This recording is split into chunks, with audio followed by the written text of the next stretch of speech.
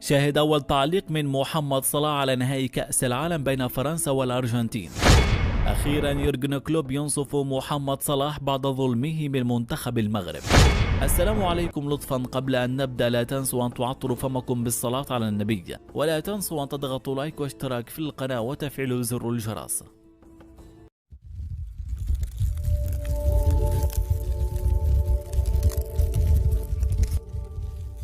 شاهد أول تعليق من محمد صلاح على نهائي كأس العالم بين فرنسا والأرجنتين.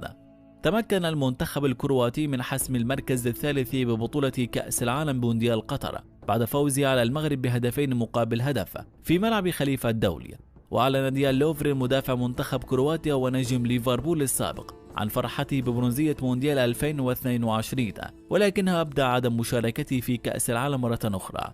يذكر أن لوفرين تجمع علاقة صداقة قوية بمحمد صلاح منذ أن تزاملا معا في فريق ليفربول خلال عام 2017، وكان لوفرين قد حقق الميدالية الفضية مع منتخب كرواتيا في النسخة الماضية بكأس العالم روسيا 2018 بعد الخسارة أمام فرنسا في المباراة النهائية. أخيرا يورجن كلوب ينصف محمد صلاح بعد ظلمه